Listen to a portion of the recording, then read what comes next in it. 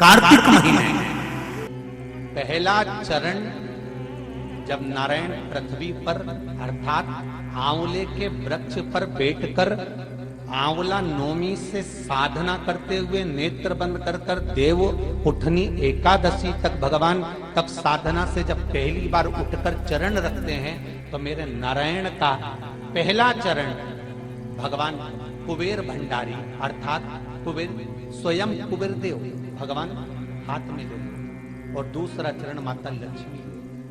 देखिए भगवान नारायण के एक चरण को हाथ में ले रहे हैं, दूसरे चरण को लक्ष्मी ले रहे हैं। निवेदन करूंगा मैं आप सबसे, मान लो कोई व्यापार में अगर तकलीफ हो,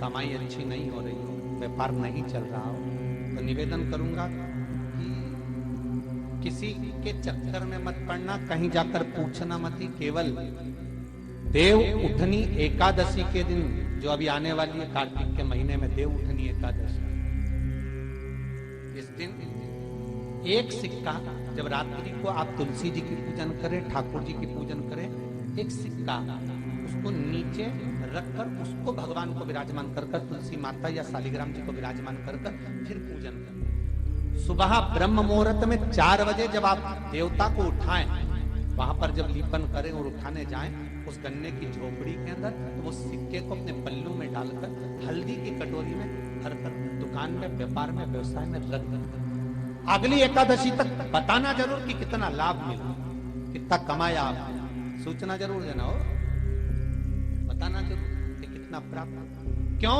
क्योंकि नारायण जब देव उठनी एकादशी पर उठते हैं, जब मेरे भगवान विष्णु अपना चरण नीचे रखते हैं, तो एक कुबेर और दूसरी स्वयं लक्ष्मी भगवान के चरण को अपने हाथों में झेल लेती है। तो जिस स्थान पर आप देवता को उठा रहे हो, जिस स्थान पर आप भगवान की आराधना कर रहे हो, जिस स्थान पर आप भगवान को जगाने का प्रयास कर रहे हो, वहां आप अगर लक्ष्मी को विराजमान कर देंगे तो नारायण का चरण और लक्ष्मी दोनों कुबेर के साथ हमें प्राप्त हो। किसी लड़का और लड़की का विवाह नहीं हो रहा, 30 साल हो गए, 32 साल हो गए, 34 साल हो गए, लड़का लड़की का विवाह ही नहीं हो रहा, बहुत टेंशन है माता पिता। कोई मंगली है, कोई मांगलिक है, थोड़ा धीरे कम करो, प्लेन रखो, कोई मांगलिक है, कोई मंगल है, संबंध हो ही नहीं रहा, बहुत प्रयास कर रहे हैं।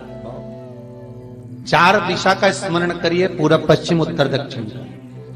हथेली पर आटे का दीप लगाइए, घी भर लीजिए और 4 बत्ती उसमें अलग अलग रख लीजिए। थोड़ा सा पीला चावल हल्दी में कर उसमें डाल लीजिए। जो लड़का और लड़की का विवाह करना उसी के हाथ में देना है। और देव उठनी एकादशी के दिन, जिस दिन देवता उठेंगे, जिस जगह पर तुलसी शालिग्राम का आप पूजन करते हो, गन्ने के नीचे, ईख के नीचे तुलसी का क्यारा रखकर पूजन करते हो, वहां पर भगवान शिव और भगवान नारायण का नाम लेकर उस दिए को लगवा दीजिए और वहीं पर हल्दी का तिलक उस लड़का या लड़की का कर दीजिए और उसके हाथ में थोड़ी सी हल्दी लगा दीजिए।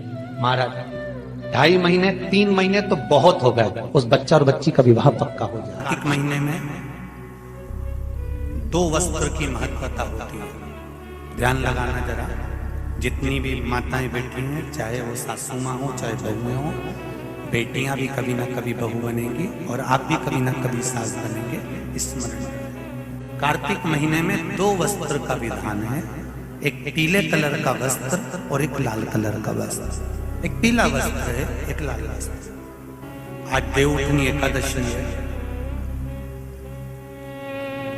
ऐसी कोई माता नहीं होगी जो अपने घर में तुलसी जी का पूजन नहीं करे। घर की माँ यदि आज देव उठनी एकादशी के दिन लाल वस्त्र, बैकुंठ, वैसे तो 25 का महत्व बताया गया है स्कंद पुराण में, जो 5 दिन पीछे के होते हैं।